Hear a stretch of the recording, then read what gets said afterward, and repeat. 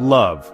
It is a topic that has launched 1,000 ships, inspired countless songs, and probably caused an equal number of sleepless nights.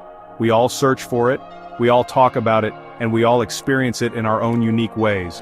Is there a right way to love? Is there a wrong way? The truth is, love is as diverse as the people who feel it. It is a complicated, beautiful, and sometimes very funny dance. Relationships are not a one-size-fits-all situation. They are tailored, they are customized, and they evolve. What works for one person might seem completely baffling to another. And that, my friends, is the most fascinating part of the human heart's journey. Let's talk about connections. From the moment we are born, we seek connection with others. It is a fundamental human need. We form bonds with our family, our friends, and eventually our romantic partners. But how we define that romantic connection can vary wildly. Some people dream of finding the one, that single soulmate who will complete them for the rest of their lives. Others find that their hearts have more room, that their capacity for love isn't limited to a single person. They might feel that having multiple partners allows them to express different parts of themselves and experience a richer, more varied emotional life. There is no single blueprint for happiness. So, how do we navigate this complex world of relationships? We start by listening. We listen to our own hearts, and we listen to the hearts of others. We ask questions. We try to understand.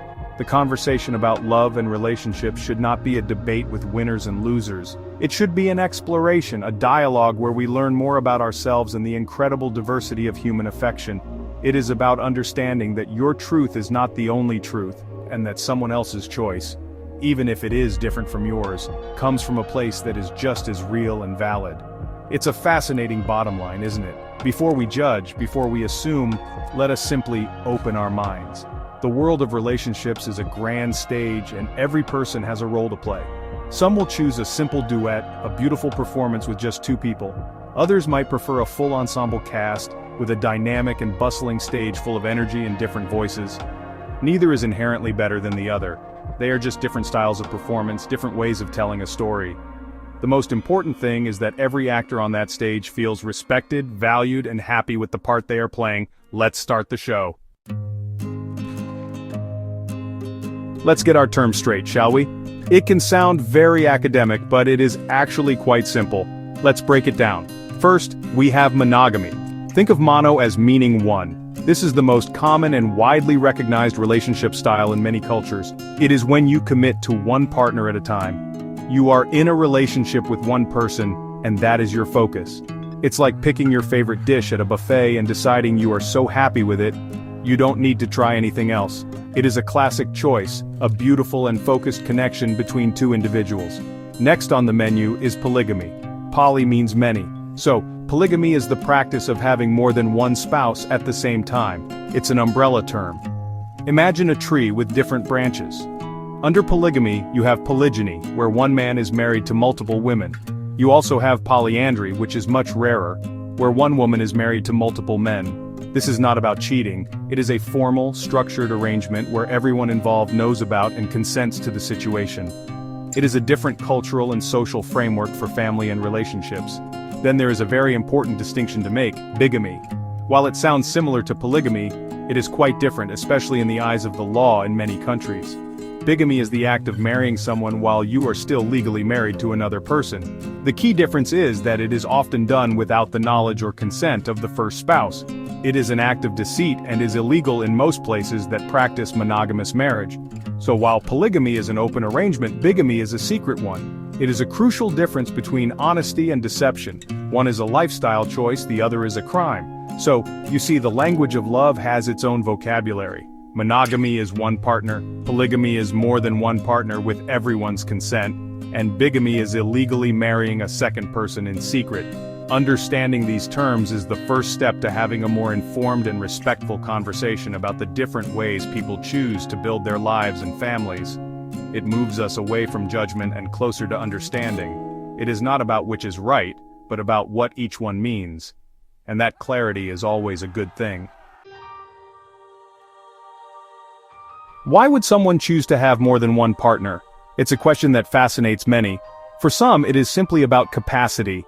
They feel they have an abundance of love to give, and that limiting it to one person feels unnatural. Think of it like being a passionate fan of music. You don't just love one song or one artist, do you?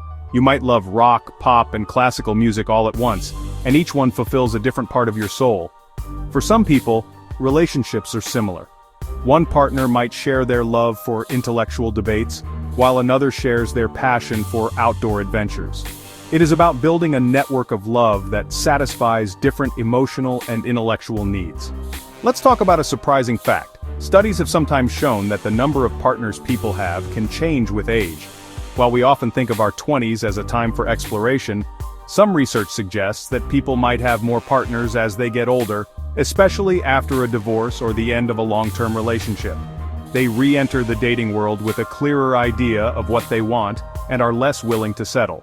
This can lead to a series of relationships, or even a desire for a non-monogamous setup where they can enjoy companionship without the pressure of finding the one all over again.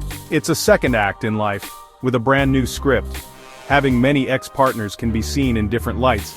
On one hand, some might see it as a red flag, a sign of instability or an inability to commit. They might wonder, why can't this person make it work? But is that the only way to look at it? On the other hand, a history of multiple relationships can be a sign of a life fully lived.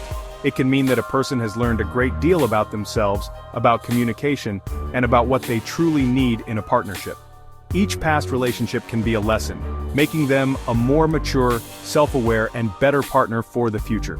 It is not about the number of endings, but about the wisdom gained from each story. Ultimately, the choice for multiple partners is deeply personal. It can be about exploring different facets of one's own identity, a desire for a large and supportive family structure, or simply a belief that love should not be exclusive.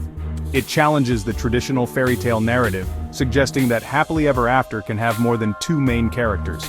As long as the arrangement is built on a foundation of honesty, open communication, and mutual respect among all parties involved, who are we to say that their story is any less valid than a more conventional one? The heart wants what it wants, and sometimes it wants a crowd.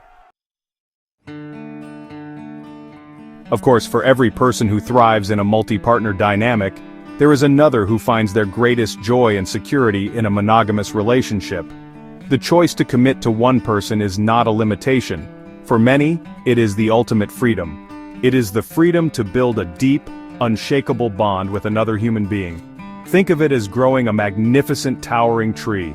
It requires focusing all your resources, your time, your energy, and your love, on that one tree, helping it grow strong roots and reach for the sky.